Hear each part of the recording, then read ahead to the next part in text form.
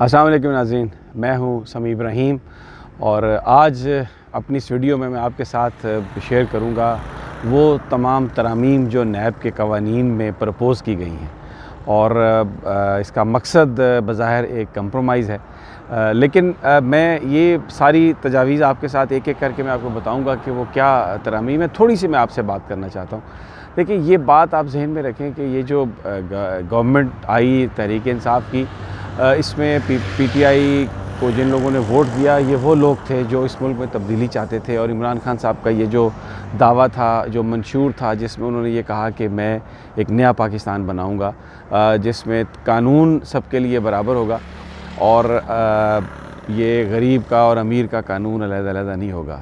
تو اس حکومت آئی 1 سال ہو گیا، بہت ساری مشکلات لوگوں نے ساری برداشت کی ہیں اور بھی برداشت کرنے کے لیے تیار ہے۔ خان صاحب پر بھی ان کو اعتماد ہے لوگوں کو، اور ابھی تک عمران خان صاحب کی ذات کے حوالے سے کوئی پرسنل کوئی وہ بھی نہیں آیا، ہم کہیں کوئی اسکینڈل۔ لیکن میں یہ آج پارلیمنٹ، آپ میرے پیچھے ایوان صدر دیکھ سکتے ہیں، میرے پیچھے آپ پارلیمنٹ دیکھ سکتے ہیں، میں یہاں پر آ کر یہ اس لیے ویلاگ ریکارڈ کر رہا ہوں کہ پی ٹی آئی کے ورکرز کی وہ لوگ جو نظریاتی تھے ان پر ایک بہت بڑی ذمہ داری عائد ہوتی ہے۔ جس طرح انہوں نے ریزسٹ کیا، دوسری پارٹیوں کو چھوڑ کے آئے، کوئی اس سے پہلے نون لیگ میں تھا، کوئی کسی مذہبی جماعت میں تھا، کوئی پیپلز پارٹی میں تھا، لیکن انہوں نے عمران خان صاحب کی جو بات تھی اس پر لبیک کہا، اپنی پارٹیوں کو چھوڑ کے آئے، کیونکہ وہاں پر صرف نعرہ تھا، ذاتی سیاست تھی اور ایک کمپنیوں کی طرح وہ ڈیل ہو رہا تھا۔ تو ایک فرق ہمیں نظر آیا، تحریک انصاف کا ورکر جو ہے وہ ووکل بھی ہے، پارٹی کے اندر بھی بات کرتا ہے۔ میں یہ اس لیے آپ کو بتا رہا ہوں کہ یہ بہت ضروری ہے اب آپ لوگوں کے لیے، تحریک انصاف کے ان کارکنوں کے لیے جو عمران خان سے ان کے نظریے کی وجہ سے پیار کرتے ہیں، کہ پارٹی کے اندر ڈیموکریسی لانے کے لیے ضروری ہے کہ اس وقت جو کچھ ہو رہا ہے، جو پارٹی کرنے جا رہی ہے، اس پر بھرپور آپ اپنی رائے دیں۔ جو کارکن ہیں وہ اپنے ایم این اے سے بات کریں، اپنے سینیٹر سے بات کریں، سوشل سائٹ پر آئیں، بتائیں عمران خان صاحب کو، اگر کسی کے پاس فون نمبر ہے تو وہ ان کو بتائے کہ یہ جو آپ کرنے جا رہے ہیں یہ درست نہیں ہے، یہ پاکستان کے لیے ٹھیک نہیں ہے، یہ آپ کی جماعت کے لیے ٹھیک نہیں ہے۔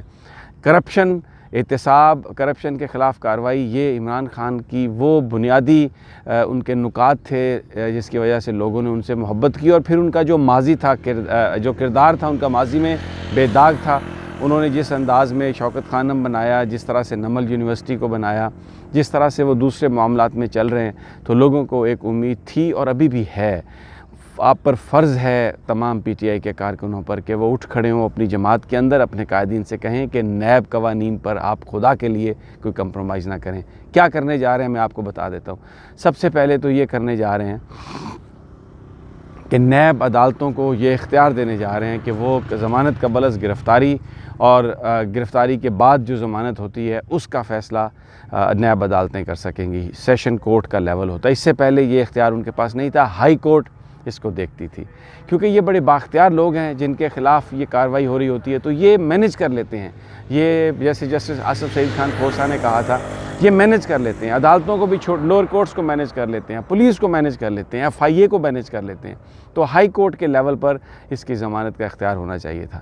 پھر اس کے بعد نیب کو بااختیار بنانے کے لیے، طاقتور بنانے کے لیے یہ فیصلہ کیا گیا کہ جو پلی بارگیننگ ہے یا والنٹری ریٹرن جسے ہم وی آر کہتے ہیں، اس کا اختیار نیب چیئرمین کو ہوگا، لیکن اس کی فائنل اپروول کورٹ دے گی تاکہ نیب چیئرمین بھی اپنی حدود سے تجاوز نہ کر سکے۔ اب یہ کیا ظلم کر رہے ہیں؟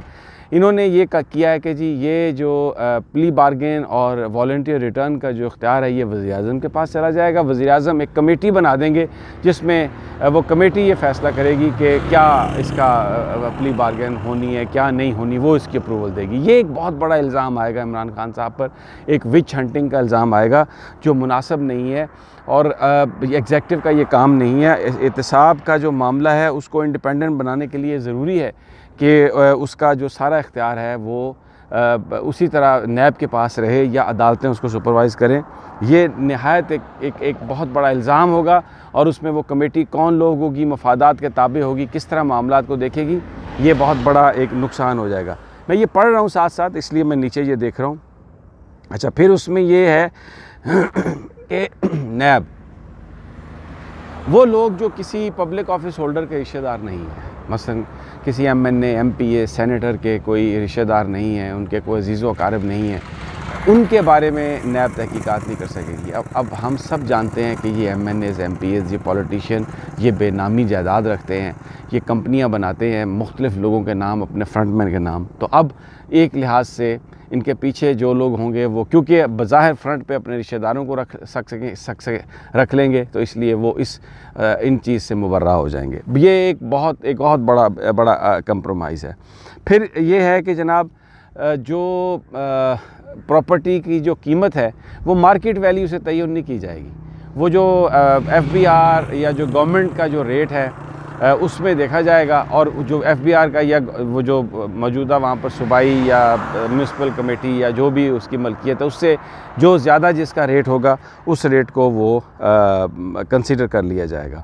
اچھا اب دیکھیں، ہم سب کو پتہ ہے کہ یہ جو کرپشن ہے یہ بیوروکریسی کرتی ہے سیاستدانوں کے ساتھ مل کر. سیاستدانوں کو اتنا پتہ نہیں ہوتا.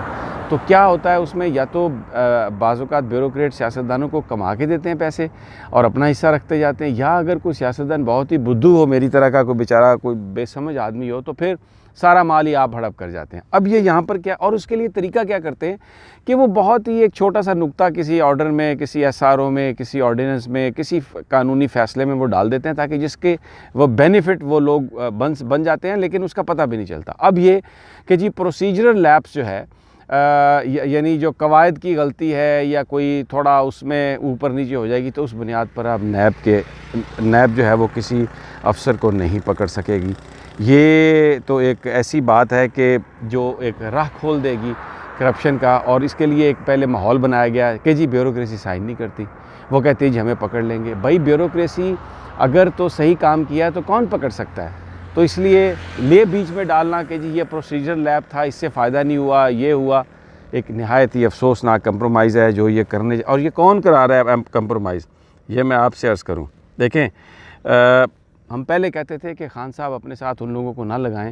ایک لسٹ ہے، میں اگلی ویڈیوز میں ساری وہ پرووائڈ کروں گا ان آفیسرز کی جو PM ہاؤس میں ہیں، جو سیکریٹری بن گئے ہیں، جو وزیر اعلیٰ کے ساتھ ہیں، جو جس انداز میں معاملات کو ہینڈل کر رہے ہیں. یہ میں آپ کو پوری بتاؤں گا کہ وہ کیوں یہ قوانین بنوا رہے ہیں. پھر جناب آپ یہ آ جائیں کہ جناب جو پراپرٹی فروزن نہیں ہوگی. کرپشن کے الزام میں جو سرکاری ملازمین ہیں ان کی اگر وہ پکڑے بھی جاتے ہیں تو ان کی پراپرٹی فروزن نہیں ہوگی. پھر اس کے ساتھ یہ کہ جی 45 دنوں کا صرف ریمانڈ ہوگا سرکاری افسر کا. اب یہ پھر کہ جناب اگر ضمانت پر رہا کر دیا جائے گا اگر مقررہ ٹائم میں ان کے خلاف انویسٹیگیشن نہیں ہو سکے گی، تو ایک طرف تو حکومت کو چاہیے کہ وہ ججز احتساب کے زیادہ لگائے، وہ نہیں لگا رہی. فنڈز نیب کو دے، وہ نہیں پورا کر رہی. اور دوسری طرف اس طرح کا ماحول بنا رہی ہے کہ معاملات جو ہیں وہ سارے کے سارے اس طرح سے حل ہوں کہ بیوروکریٹس اور یہ جو کرپٹ لوگ ہیں ان کو اس کی رعایت مل سکے. نہایت یہ افسوسناک ہے. پھر دیکھیں آخر میں بالکل ایک اس طرح کی بات ہے کہ جس میں یہ آپ سے عرض کرتا ہوں کہ